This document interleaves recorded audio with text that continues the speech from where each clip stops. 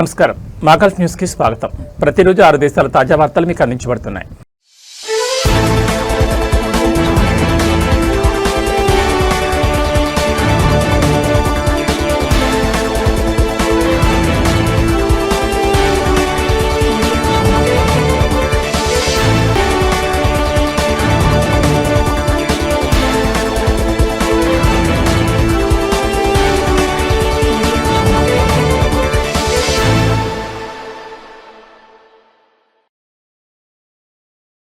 Oman సుల్తానట్ వ్యాప్తంగా ఉష్ణోగ్రతలు తీవ్రంగా పెరిగాయని సివిల్ ఏవియేషన్ అథారిటీ తెలిపింది. బర్కా వెలాయత్లో అత్యధికంగా 49.4 డిగ్రీల సెల్సియస్ ఉష్ణోగ్రత నమోదైనట్లు పేర్కొంది. అనేక ప్రాంతాల్లో వడగాలుల తీవ్రత అధికంగా ఉందన్నారు. బర్కా తర్వాత అల్ సువాయిక్లో 49.2 డిగ్రీల సెల్సియస్ ఉష్ణోగ్రత నమోదు కాగా అల్ ఖబోరా మరియు కొరైత్లలో 49.0 డిగ్రీల సెల్సియస్ నమోదైంది. వాడి అల్ మావిల్ 48.8, బిద్బిబ్ 48.7 డిగ్రీలు మరియు మౌహద్ సుర్ రెండింటిలోనూ 48.4 డిగ్రీల సెల్సియస్ ఉష్ణోగ్రతలు నమోదయ్యాయి. అల్ కామిల్ వాల్ వాఫీలో 48.1 డిగ్రీల సెల్సియస్ నమోదు కాగా బౌషర్ మరియు క్యాపిటల్ నగరం మస్కట్ రెండింటిలోనూ గరిష్టంగా 47.9 డిగ్రీల సెల్సియస్ ఉష్ణోగ్రత నమోదైంది. దేశవ్యాప్తంగా వేసవి తీవ్రత పెరుగుతున్నందున ప్రజలు అప్రమత్తంగా ఉండాలని కోరారు.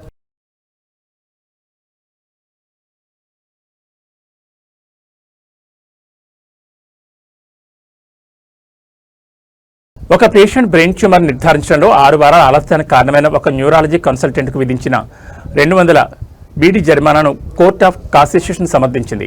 ఆ రోగి వాంతులు తలనొప్పితో ఒక ప్రైవేట్ ఆసుపత్రికి వచ్చారని, ఆ కన్సల్టెంట్ సిటీ స్కాన్ లేదా ఎంఆర్ఐ చేయమని కోరకుండా ఆమె పరిస్థితిని నెక్స్ట్ ట్రైన్ అని కొట్టిపారేశారని కోర్టు తన తీర్పులో వెల్లడించింది. 6 వారాల తర్వాత సెకండ్ డాక్టర్ స్కాన్లను ఆదేశించగా అందులో ఒక పెద్ద క్యాన్సర్ ట్యూమర్ ఉన్నట్లు వెల్లడైందని, అప్పటికే ఆమె పరిస్థితి గణనీయంగా క్షీణించిందని, చివరికి ఆపరేషన్ కోసం ఆమెను విదేశాలకు తరలించినట్లు పేర్కొన్నారు. వైద్య లోపాలపై సాంకేతిక కమిటీ చేసిన నిర్ధారణలను కోర్ట్ ఆఫ్ కాన్స్టిట్యూషన్ సమర్థించింది. ఆ డాక్టర్ వృత్తిపరమైన తప్పిదానికి పాల్పడ్డాడని తీర్పిచ్చింది. పేషెంట్ పౌర పరిహార దావాను సివిల్ కోర్టుకు రిఫర్ చేశారు.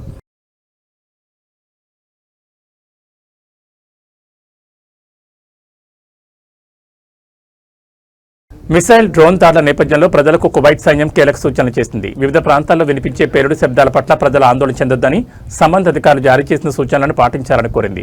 ఈ మేరకు రక్షణ మంత్రిత్వ శాఖ అధికార ప్రతినిధి కల్నల్ సౌద్ అబ్దుల్ అజీజ్ అల్ అత్పాన్ పేరుతో ఒక ప్రకటన విడుదల చేశారు. కువైట్ ఎయిర్ డిఫెన్స్ వ్యవస్థ అడ్డుకున్న నేపథ్యంలో కింద పడిన ఏవైనా శిథిలాలు, శకలాలు లేదా గుర్తించలేని వస్తువులకు దూరంగా ఉండాలని, వాటిని తాకే ప్రయత్నం చేయొద్దని పౌరులను మరియు నివాసులను హెచ్చరించింది. అటువంటి భద్రతకు ప్రమాదం కలిగించాలని, అలాంటి వాటిని గుర్తిస్తే వెంటనే అత్యవసర హాట్లైన్ నెంబర్ 112కు లేదా సంబంధిత అధికారులు తెలియజేయాలని సూచించారు. ప్రజలు అప్రమత్తంగా ఉండాలని, భద్రతా సంస్థలు సహకరించాలని, భద్రతా ఆదేశాలను పాటించాలని కువైట్ సైన్యం పిలుపునిచ్చింది.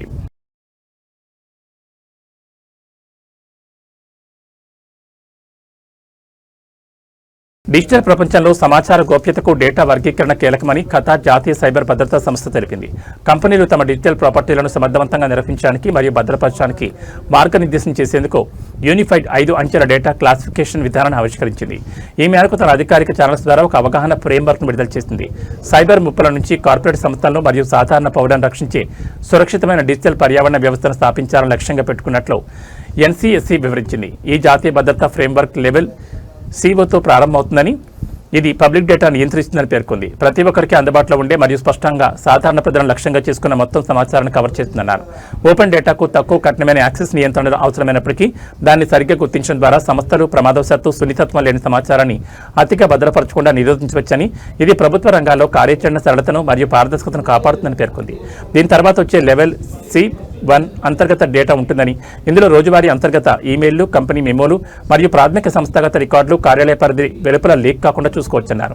మరింత సున్నితమైన కార్పొరేట్ సమాచారం కోసం ఏజెన్సీ లెవెల్ C2ని ఏర్పాటు చేసిందని, సంస్థలపై ఇది నేరుగా ప్రభావం చూపుతుందన్నారు. అనుమతి ఉన్న సిబ్బంది మాత్రమే వీటిని యాక్సెస్ చేసే అవకాశం ఉంటుందన్నారు.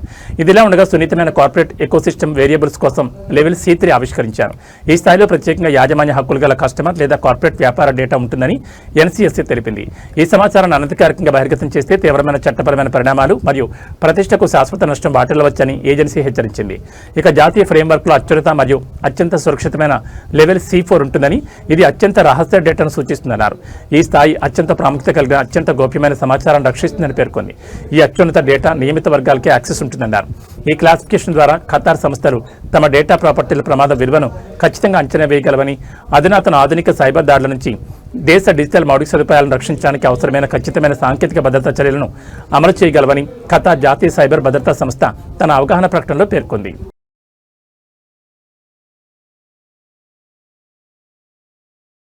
బహ్రెయిన్పై ఇరాన్ క్షిపణులు డ్రోన్లతో దాడులకు పాల్పడిందని బహ్రెయిన్ డిఫెన్స్ ఫోర్స్ ఆరోపించింది.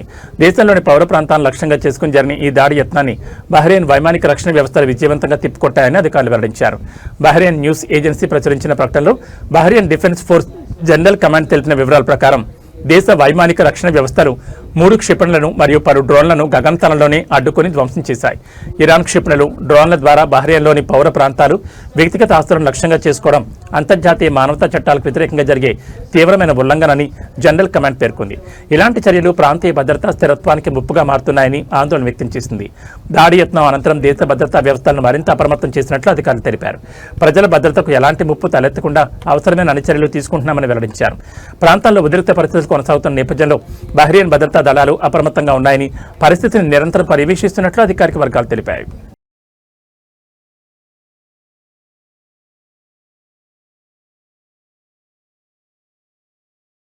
భారత ప్రభుత్వం విపుల్ను సౌదీ అరేబియా దేశానికి భారత తదుపరి రాయబారిగా నియమించింది. ప్రస్తుతం ఆయన ఖతార్లో భారత రాయబారిగా సేవలందిస్తున్నారు. విదేశాంగ మంత్రిత్వ శాఖ విడుదల చేసిన అధికారిక ప్రకటన ప్రకారం విపుల్ త్వరలోనే సౌదీ అరేబియాలో తన కొత్త బాధ్యతలు చేపట్టనున్నారు. 1998 భారత విదేశాంగ సేవ బ్యాచ్కి చెందిన కెరీర్ దౌత్యవేత్త అయిన విపుల్ తన సేవా కాలంలో పలు కీలక పదవులు నిర్వహించారు. ముఖ్యంగా గల్ఫ్ దేశాలతో భారతదేశ సంబంధాలను బలోపేతం చేయడంలో ఆయన విశేష పాత్ర పోషించారు. భారత్, సౌదీ అరేబియా మధ్య వాణిజ్యం, పెట్టుబడులు, ఇంధనం, సాంకేతికత, రక్షణ రంగాలు, ప్రజల మధ్య సంబంధాలు వంటి అనేక రంగాల్లో సహకారం వేగంగా విస్తరిస్తున్న తరుణంలో ఈ నియామకం ప్రాధాన్యత సంతరించుకుంది. రియాద్లో ప్రస్తుత భారత రాయబారికి వారసుడిగా బాధ్యతలు చేపట్టనున్న విపుల్ భారత్, సౌదీ అరేబియా మధ్య వ్యూహాత్మక భాగస్వామ్యాన్ని మరింత బలోపేతం చేయడంలో కీలక పాత్ర పోషిస్తారని విదేశాంగ మంత్రిత్వ శాఖ పేర్కొంది.